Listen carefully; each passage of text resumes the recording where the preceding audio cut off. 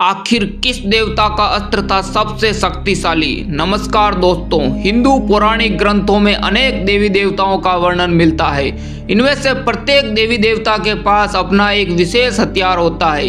ये अस्त्र इतने शक्तिशाली होते हैं कि कुछ पल में ही ये पूरी सृष्टि का विनाश कर सकते हैं। तो आइए जानते हैं किस देवता के पास था सबसे शक्तिशाली अस्त्र।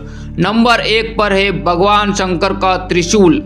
त्रिशूल भगवान शिव का हथियार है। 3 भुजा वाला यह हथियार सबसे शक्तिशाली और विनाशकारी माना जाता है। त्रिशूल किसी भी अलौकिक हथियार को खत्म कर सकने में सक्षम है। भगवान शिव को छोड़कर कोई भी इस हथियार को न तो रोक सकता है और न ही नियंत्रित कर सकता है। त्रिशूल की 3 भुजाओं के अलग अलग अर्थ माने जाते हैं। इसे सृजन, विनाश और संचालक के तौर पर भी देखते हैं। भूत, वर्तमान और भविष्य से भी जोड़ते हैं। साथ ही मानव शरीर में 3 नाड़ियों ईड़ा, पिंगला और सुषुम्ना को भी ये दर्शाता है। ये हथियार इतना घातक है कि इससे देवता, नर, राक्षस किसी का भी वध किया जा सकता है। नंबर 2 पर है सुदर्शन चक्र। सुदर्शन चक्र भगवान विष्णु का हथियार है। सुदर्शन चक्र 108 नुकीले किनारों के साथ एक चक्र डिस्क जैसा हथियार है। भगवान विष्णु सुदर्शन चक्र का संचालन करते हैं। इसे अजवार के नाम से भी जाना जाता है। भगवान विष्णु इस सुदर्शन चक्र को अपने 4 हाथों में से शंख, गदा और पद्म के साथ धारण करते हैं। कहते हैं ये भगवान शिव द्वारा विष्णु को उपहार में दिया गया था, जो कि सूर्य की किरणों के अंश और शिव के त्रिशूल से बना था। यह चक्र देवताओं के वास्तुकार विश्वकर्मा द्वारा निर्मित किया गया है। यह चक्र इतना शक्तिशाली है कि ये जिस पर भी चलाए जाते हैं उसका वध करके ही ये वापस लौटता है। नंबर 3 पर है ब्रह्मास्त्र। ब्रह्मास्त्र हिंदू लोक कथाओं में मौजूद घातक हथियारों में से एक है। कहा जाता है कि ब्रह्मास्त्र अत्यधिक एकाग्रता और ध्यान के माध्यम से प्राप्त किया जा सकता है। ये बहुत ही विनाशकारी अस्त्र है और साथ ही ये रक्षा में अन्य अलौकिक हथियारों का मुकाबला कर सकता है। इसका संचालन अलौकिक मंत्रों के साथ किया जाता था।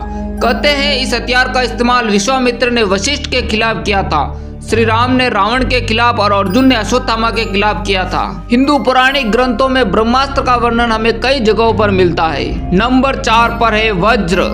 यह देवराज इंद्र का मुख्य अस्त्र माना जाता है। इसके बारे में ऋग्वेद में भी उल्लेख मिलता है। कहते हैं कि दधीचि ऋषि की हड्डियों से देवराज इंद्र ने यह अस्त्र बनाया था और अनेकों राक्षसों और दानवों का वध किया था। वज्र को दूसरे अस्त्रों के मुकाबले में सबसे ज्यादा वजनदार माना जाता है। आपको जानकर हैरानी होगी कि वज्र इतना शक्तिशाली अस्त्र है कि इसके प्रहार से शक्तिशाली योद्धा भी मूर्छित हो जाते हैं। इंद्रदेव ने इसका प्रयोग एक बार महाबली हनुमान पर भी किया था, जिससे महाबली हनुमान मूर्छित हो गए थे। नंबर 5 पर है नारायण अस्त्र। भगवान विष्णु के द्वारा नारायण अस्त्र को निर्मित किया गया था। यह एक तरह का बाण होता है। यह बाण भगवान नारायण का देवी अस्त्र भी माना जाता है।